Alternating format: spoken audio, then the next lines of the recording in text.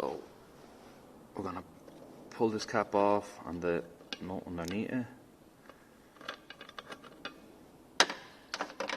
and same for this one here. And remove the wipers a little bit. There is this washer jet line. We'll deal with that in a second. Once both of them are off, you can just kind of rest them a little bit back. I'm going to remove this cover here. There's a torn clip here, and there's a couple of clips missing off this one, but we'll still do it. Then there is some clips ran along here. They look like this. You just pop them down. So that's one popped.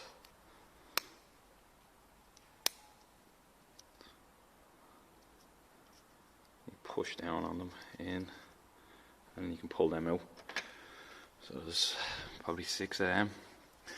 Then slowly you need to take it up off the windscreen. There's a so if you pull it from here, and what we're going to do is we're going to pull this back a little bit, and this is going onto the washer jets. So this little pipe here can be pulled off, that one. You can kind of see the clip on it there, and that one goes to this one here. And we can slowly remove this. You'll need to remove this side as well. Pull it back. You can just leave it resting there. There's enough space. So you can see where this lives now. So there's a 10 here and a 10 over here. We need to remove them two on this block connector. Just a block connector. You can kind of see it's like a Volkswagen style one. Very difficult to see there. But you push back on this part and lift the tab. You can just see the tab moving.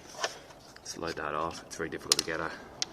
I need a little pick or something like that to do it. Then there's a clip here. Looks like this. I'll pop it out and then pull it out. There's one there, and there's one on its mate on the other side, and you can actually just pull this part out. It's that easy. Right, now this is where the fun begins.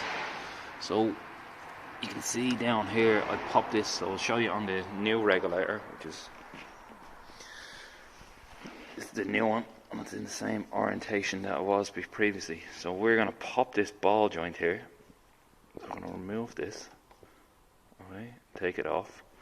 So use something like this to pop it down, so that will make this part kind of free, but don't need to pop it off here, but it makes it so you can move this part. So when you're up here, you can see this one is free. It looks like this will come out quite easy. It's actually super difficult. So probably it does come out. It takes a little bit of wiggling.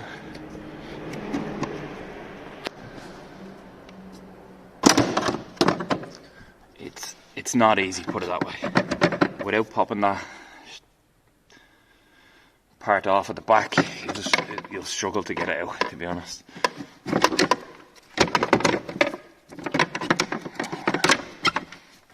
Okay, I'm gonna have to use 2 hands here. I'll be back.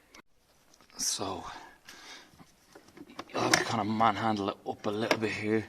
Just watch here that you don't put too much pressure here, because you could crack the windscreen. So it's really tight, and you will get it out.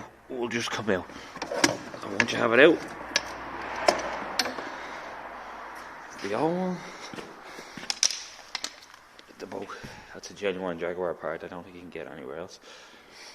So now we're gonna manipulate the other one in. It's quite difficult.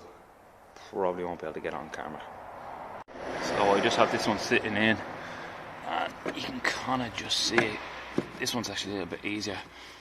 It just gets a little bit tight there on the other one getting out, so once you can get it in there, you can kind of get it in place. What you will need to do is, don't forget to pop this part back on its ball joint. It's a little bit difficult to see there, but it's actually, I'll have to use a tool to pop it on. I just haven't got the power. Just to note, this little rubber here, there's a dowel that comes out on underneath the dashboard and the scuttle panel, and that pushes onto it as well.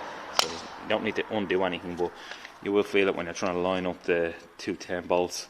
It slides onto that, and it's just like a locator dowel. So just watch out for that as well. Very similar to this setup here on the vehicle. It's just a little rubber grommet it goes into. So once you have it back in, I use this to push kind of grab the ball joint, push it back together. So it's quite difficult to see there, but we'll have it up down on the old regulator.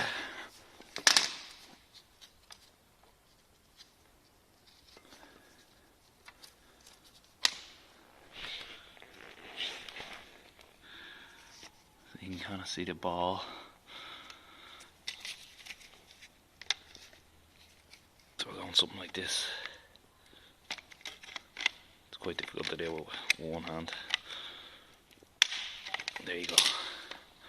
It's back together. Just make sure that that is 100% on the new one, otherwise the wiper mechanism could be damaged.